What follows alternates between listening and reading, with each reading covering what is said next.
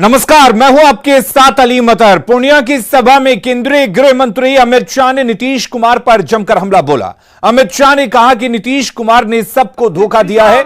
अमित शाह ने कहा कि नीतीश कुमार की कोई विचारधारा नहीं है। वे पहले बीजेपी, जॉर्ज फर्नांडिस, लालू प्रसाद, रामविलास पासवान को भी धोखा दे चुके हैं। अमित शाह ने कहा कि बिहार में स्वार्थ और सत्ता की राजनीति चल रही है। आरजेडी के साथ जेडीयू के गठबंधन पर अमित शाह ने नीतीश कुमार से सवाल पूछा है कि बिहार का विकास कैसे करेंगे। क्या आप मुद्रा लोन के लिए दर्जनों बैंक जाकर थक चुके हैं? आसानी से 10 लाख मुद्रा लोन कैसे प्राप्त करें सीखना है तो फ्रीडम ऐप को अभी डाउनलोड करें। और अब फिर से प्रधानमंत्री बनने की लालसा में वो फिर से बीजेपी को धोखा देकर लालू जी के पास चले गए हैं। मित्रों, मैं आज इस विराट सभा से लालू जी और नीतीश जी दोनों को कहना चाहता हूं कि आप जो ये दल बदल कर रहे हो ना बार बार, वो धोखा किसी पार्टी के साथ नहीं है, मोदी जी के साथ नहीं है। ये धोखा बिहार के जनादेश के साथ है, बिहार की जनता के साथ है। सुन लीजिए नीतीश बाबू, कान खोलकर सुन लीजिए। आपने आपकी राजनीति की शुरुआत से ही एक के बाद एक कई लोगों के साथ यही किया है। सबसे पहले जनता पार्टी में देवीलाल गुट के साथ आप चले गए, उसके बाद लालू जी के साथ कपट किया। लालू जी, आप ध्यान रखिएगा, नीतीश बाबू कल आपको छोड़कर कांग्रेस की गोदी में बैठ जाएंगे और आप धरे के धरे रह जाओगे, किसी को मालूम नहीं पड़ेगा। लालू जी को छोड़ा। सबसे बड़ा धोखा नीतीश जी ने अगर दिया तो देश में प्रतिष्ठित समाजवादी नेता, राष्ट्रभक्त नेता जॉर्ज फर्नांडिस के साथ धोखा किया। जॉर्ज फर्नांडिस को उनके कंधे पे बैठकर समता पार्टी बनाई और जॉर्ज बाबू का जब स्वास्थ्य अच्छा नहीं रहा, तनिक देर भी नहीं लगाई, इनको हटाकर वो राष्ट्रीय अध्यक्ष बने। फिर शरद यादव जी के साथ धोखा किया। उसके बाद पहली बार भाजपा के साथ धोखा दिया, फिर जीतन राम मांझी को धोखा दिया, उसके बाद रामविलास पासवान के साथ कपट किया, उसके बाद लालू जी को फिर से धोखा देकर बीजेपी के साथ आए। मित्रों, आज मैं यहां सीमांत जिलों में जब आया हूं, तब लालू और नीतीश की जोड़ी को पेट में दर्द आ रहा है। वो कह रहे हैं कि झगड़ा लगाने आएंगे, वो कह रहे हैं कि कुछ करके जाएंगे। भाई, झगड़ा लगाने के लिए मेरी जरूर नहीं है लालू जी, आप पर्याप्त हो झगड़ा लगाने के लिए, आपने पूरा जीवन एक काम किया है।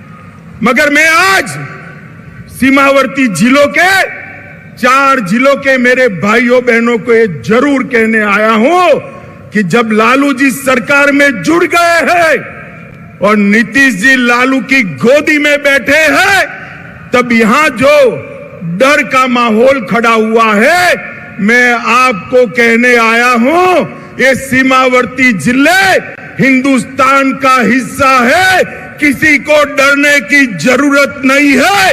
नरेंद्र मोदी सरकार है यहां पर। और मित्रों, नीतीश बाबू ने लालू जी को साथ लेकर अपना जंगल राज के प्रति रवैया स्पष्ट कर दिया है। माताओं, भाइयों, बहनों, मुझे बताइए, आपको जंगल राज चाहिए क्या?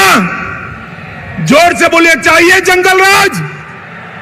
फिर से फिरौती वाला राज चाहिए?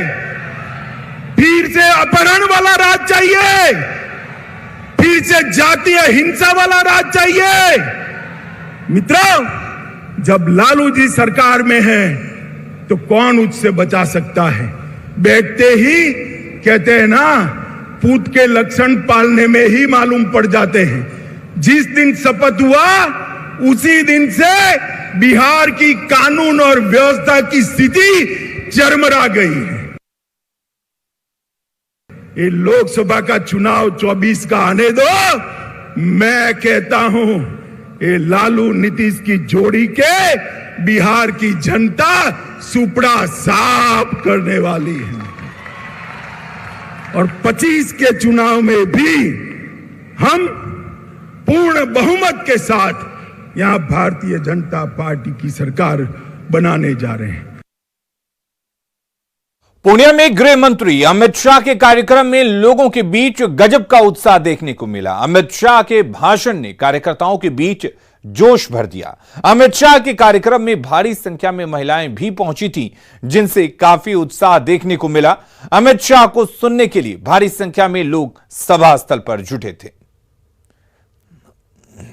रंगभूमि मैदान से केंद्रीय गृह मंत्री अमित शाह ने रैली कर 2024 के लोकसभा चुनाव का आगाज कर दिया है और इस दौरान उन्होंने लालू यादव और नीतीश कुमार पर जमकर हमला बोला। साथ ही धारा 370 जैसे मुद्दे को उठाकर इरादा साफ कर दिया कि आने वाले 2024 में भाजपा का एजेंडा क्या रहने वाला है। साथ ही अमित शाह ने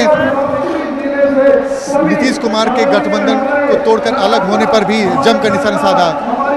साथ ही सीमांचल के इलाकों में जो अवैध बांग्लादेशी घुसपैठ होती है उसकी भी जिक्र कर उन्होंने साफ कर दिया कि आने वाले समय में भाजपा का रोड मैप क्या होने वाला है। तो जाहिर सी बात है, पूर्णिया की इस रैली के बहाने अमित शाह ने एक साथ कई निशाने साधे हैं और उसने साफ कर दिया कि आने वाले समय में कि 2024 का लोकसभा चुनाव में बिहार भाजपा के लिए क्या महत्व रखता है। और उन्होंने जनता से अपील की है कि ज़्यादा से ज़्यादा सीटों पर भाजपा को जीत दिलाएं और उन्होंने 2024 के परिणाम को ही 2025 में परिलक्षित करने की बात की। उन्होंने कहा है कि अगर 2024 का परिणाम भाजपा का अनुकूल रहा तो 2025 का भी रिजल्ट क्या होगा ये सबको पता है।